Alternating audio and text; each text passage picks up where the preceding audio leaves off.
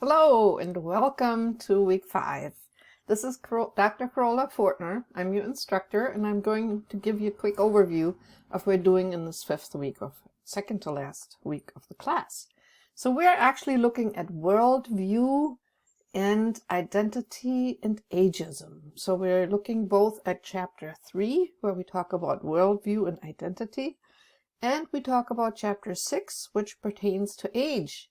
There are a couple good, there's some optional readings that you have here about couples therapy using a multicultural approach.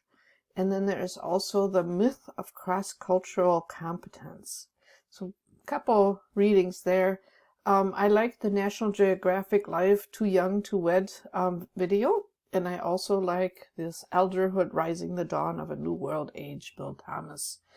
And so that's some additional enrichment.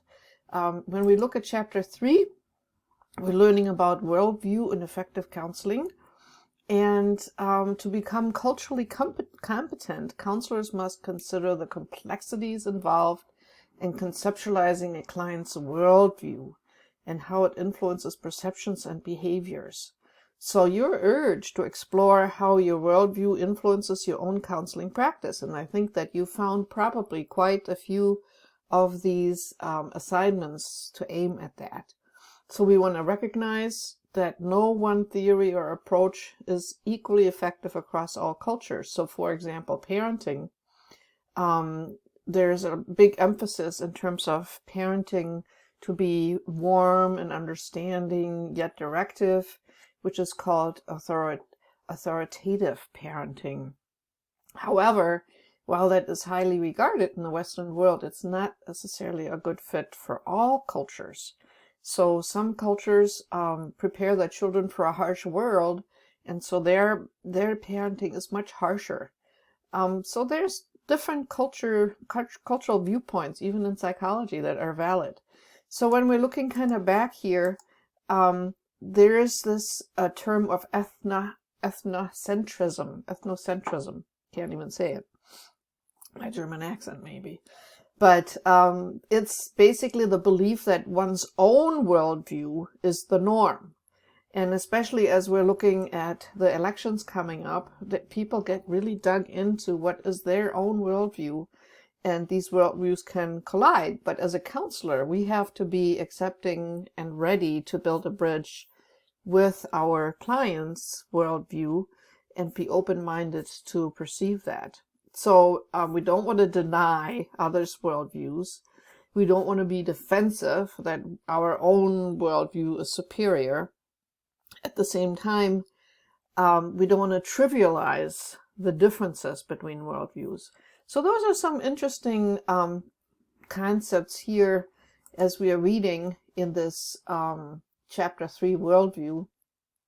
And it's interesting that the locus of control and responsibility are some concepts that have something to do with how much control we have. Either do we feel we are in control, or are we controlled by the external world? That would be internal versus external control.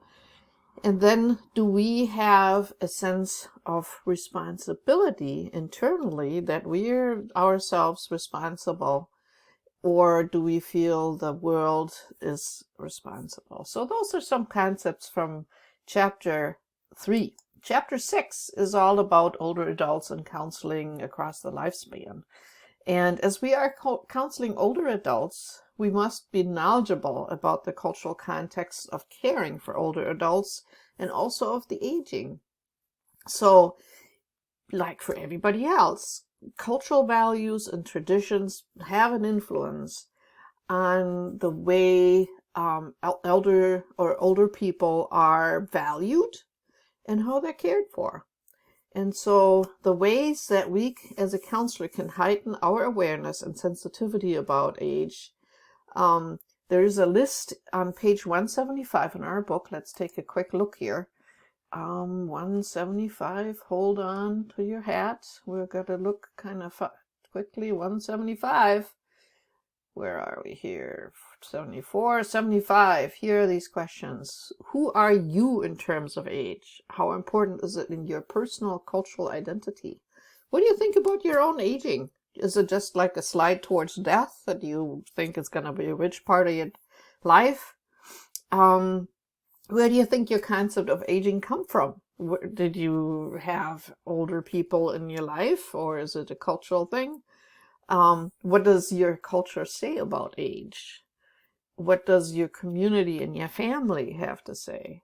How will your definition of age and aging continue to affect the way you define yourself? And it's interesting that the World Health Organization has some statistics out there that people who believe that aging is going to be positive and that they will themselves age positively have a longer lifespan of 7.5 years. That's a long difference.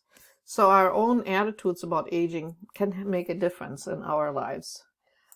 So that's sort of like some of this content. Now, as we're looking towards applying that content in the discussion this week, we are looking at basically this class is about gaining a cross-cultural perspective.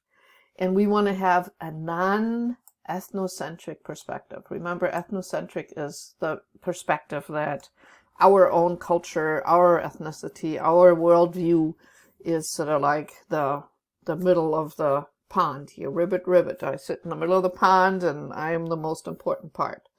So there are many cultural rituals that are accepted and embraced across the world. And so here you are supposed to begin the conversation with the class describing how you were feeling at the beginning of the video and whether or not your feelings changed at all by the end of the video. So we are watching this National Geographic Live Too Young to Wed, and you saw that earlier, and that's the video that I'm talking about. So then find and upload an outside source. It could be an article, it could be a video or website which describes a cultural ritual which is different than your own. Tell us why you chose that example. Was it something you're interested in? Do you find yourself angry about it? Is it something we could all learn from? So this is your discussion. So read the discussion assignment. Then obviously we have the quiz, and finally our week 5 assignment. And here again, remember, you want to write something, in this case, that's 3 to 4 pages of actually written text. And you will answer the questions in a thoughtful and thorough manner here. And this is something about what does your culture say about age. So you can see those 4 questions, and you can, it's kind of like, it's not really like a formal paper, but we always want to follow APA style. All right. So, and as always, as you submit your materials on time, I'll let you kind of go back after feedback and add for more points if you like. Have a good week. Ask me any questions that you have, and then we'll be ready for the final week. Have a good week.